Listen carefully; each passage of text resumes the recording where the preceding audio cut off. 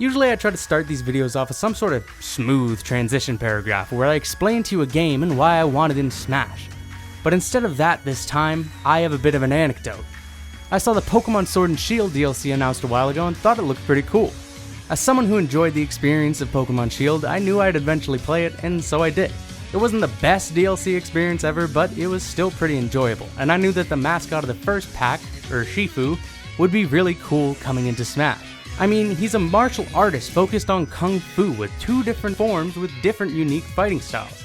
Smash has yet to have a stance-based character, so I thought Urshifu would be a great place to start.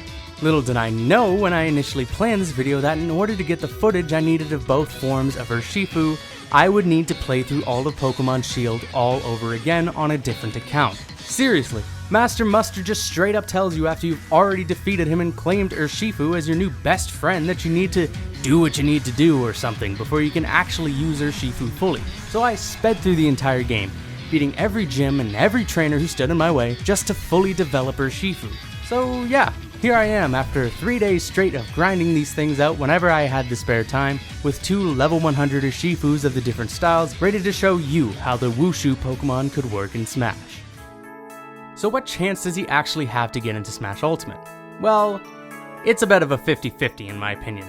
On the one hand, we just had Min Min and Byleth join Smash back to back, so clearly Nintendo isn't against putting in more first-party characters as DLC. On top of that, while Sword and Shield got a spirit event, neither Urshifu or Kubfu with pre-evolution were among the spirits, meaning Urshifu is still in the running. But oh so generic, I hear you say. Min Min's in Smash, spirits don't deconfirm characters. I agree with you for the most part. I'll have another video up soon talking about this situation though, because I think it's a bit more complicated than that. But for now, just know that if Pokémon Sword and Shield were to get a fighter in Smash, it wouldn't be any of the evolved starters or the box legendaries. It would most likely be Urshifu. However, while on the topic of spirits, I do believe that the chances of us getting Urshifu aren't very likely because of that spirit event way back when. It was done in November alongside the game's release and right around the time that they would be finalizing the DLC for Fighter Pass 2. If they knew that Urshifu was on his way to Smash, why wouldn't they have held that event back to fill out his spirit board better? The existing Sword and Shield spirits can of course just be added to the spirit board after the fact, but in my opinion it's still a bit strange for them to release that event and then release Urshifu later on anyway. That would be like them releasing an event for Fire Emblem Three Houses knowing full well Byleth is coming, only to add those spirits to the spirit board once the character came out. It's just weird. But that doesn't mean I don't want Urshifu. I still think he'd be very cool and I'd love to see him join Smash, especially alongside that Sword and Shield music. And so, ladies and gentlemen, I'm no so generic, and let's get right into what he'd look like if he were to join the Smash roster. As mentioned before, Urshifu is a Kung Fu master, and one with 2 different distinct fighting styles. In Sword and Shield, you can't switch between these styles freely, but in Smash you would be able to for the freedom of the moveset and how cool it would be. So what are the differences between these fighting styles? The first fighting style is Rapid Strike, which has Urshifu more calm and composed while giving him the water typing. The second style is Single Strike, which has Urshifu far more aggressive and angry while giving him the dark typing. The differences between these 2 styles is simple. Each attack remains fairly the same, but in Rapid Strike, Urshifu throws out multiple weak attacks, while in Single Strike he throws out one strong attack. For example, his forward smash is a simple gut punch in front of him in Single Strike, while in Rapid Strike it's a 2-hit gut punch followed by a punch to the enemy's face. As for special moves, they become entirely different moves based on which form you're in. We won't get into each and every single move aside from the specials, but the general difference is that Single Strike is meant for fatality, while Rapid Strike is meant more for dealing damage and controlling space. You switch between these styles the same way Inklings reload their ink. By shielding and tapping B, you switch to the other style. You can select which style you start with on the character select screen like how Pokemon Trainer chooses his Pokemon. But now let's get into the specials then, shall we? First we have the up specials. In the Rapid Strike style, Urshifu's up special is Aqua Jet. Aqua Jet has Urshifu move swiftly in whichever direction you choose while leaving a torrent of water behind him, similarly to Greninja's Hydro Pump. The difference between these moves though is that the trail of water behind Urshifu is weaker than Greninja's and doesn't do much to enemies, but Urshifu himself drags foes he hits with him, making this move good for killing off the top of the stage. In Single Strike style, Urshifu has Aerial Ace. The move is more similar to Ryu's Shoryuken, but with more distance upwards. It has a sweet spot on the fist for a few frames that makes for a powerful move when hitting an enemy from below. As a general rule of thumb, Aerial Ace isn't as good for recovery as Aqua Jet is. Urshifu's neutral specials draw from their signature moves.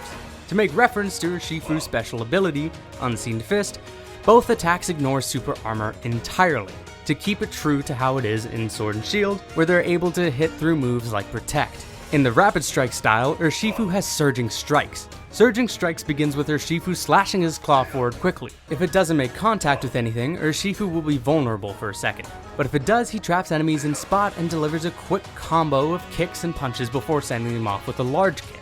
In Single Strike style, Urshifu has Wicked Blow. Wicked Blow has Urshifu charge up for a moment before dashing forward to deliver a nasty punch, like a cross between Little Mac's Straight Lunge and Terry's Burn Knuckle. If hit head on by the fist, an enemy is left poisoned for a few moments as if hit by Joker's A-Hop. Moving on to side specials now, we have Urshifu in Rapid Strike style with Brick Break. Brick Break is a two-part attack, with Urshifu chopping down to the ground in front of him before swiping his claw back up quickly. The first part of Brick Break is an amazing tool for breaking shields, while the second part is good for sending enemies upwards, though typically you won't be able to do both back to back. In Single Strike style, Urshifu has Dynamic Punch. Like Ryu's focus attack, this move has Urshifu charge up for a moment before punching out directly in front of him with some range. Unlike Ryu's focus attack, Dynamic Punch doesn't stun enemies, but instead heals huge damage, potentially killing foes early. Now we move on to Down Special. In Rapid Strike style, Urshifu's down special is Bulk Up. When held, Urshifu begins meditating, raising his attack power temporarily. How much stronger he gets depends on how long he meditates for, with the maximum time being 5 seconds. If he's able to meditate for 3 seconds uninterrupted, Urshifu gains super armor to tank the next hit he takes. In Single Strike style, Urshifu has Sucker Punch, which is a counter but with a slight twist. If timed correctly, Urshifu interrupts the opponent's attack with a swift punch to stun them for a moment, before he's able to follow up. Lastly, we have Urshifu's Final Smash, or should I say Final Smash is. Depending on what style you're in, Urshifu has two different Final Smashes that are very similar, but have their key differences. Both begin with Urshifu stomping his foot down and roaring, with both actions having an inciting hitbox to them. Enemies hit by these moves are brought into a Pokemon den, where Urshifu then Gigantamaxes into one of his two forms depending on what style you're currently using.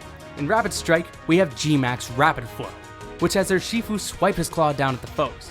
The slash is followed up by a torrent of water which consumes the enemies, cutting them up in every direction before it explodes to send them flying off. In Single Strike, we have G-Max One Blow. Urshifu roars once more before drawing his massive fist back.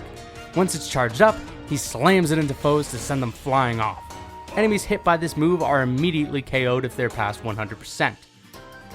With the moveset out of the way, let's talk about the stage that Urshifu would bring with him, which is the Master Dojo. The Master Dojo is the primary hub of the Isle of Armor, but the battle itself takes place behind the dojo in the Battle Court. The Battle Court is a wide, flat walk-off facing the dojo from behind. Platforms will drop in from the sky to present places for fighters to stand, and there will be cameos in the background from Avery, Clara, Master Mustard, Marnie, Bede, Leon, Sonia, and Hop, each of them with their own partner Pokemon. The twist of this stage is the Dynamaxing mechanic, where at random a fighter on the stage will become surrounded by a purple aura. This aura will last for a few seconds before disappearing. If the fighter crouches down and doesn't move for a few moments while the aura is active, they will Dynamax, turning the fighter into a massive version of themselves. While Dynamax, their attacks will do much more damage, and you won't be able to grab or launch them. You can stop an opponent from Dynamaxing by hitting them and timing out the aura when it appears around them. If you're interested in hearing about the spirits and music, I won't get too into them here for the sake of time, but here's a list of music tracks I think would be best suited to including in Urshifu's Challenger Pack. And here's a mock-up of what I think the Sword and Shield Spirit Board would look like. Sword and Shield has an excellent selection of music to choose from, and with so many Sword and Shield Pokemon still not present in Smash, there's a lot of spirits readily available as well, so you could easily have quite a bit of content here. And that's about everything I have to talk about. What do you think? Should Urshifu be in Smash, or should we get a different Sword and Shield Pokemon, or should we just get no new Pokemon at all? Tell me what you think down in the comments below, and as always, make sure to like and subscribe for more content like this in the future. Thank you so much for watching. I'm Oh So Generic, and I'll catch you next time.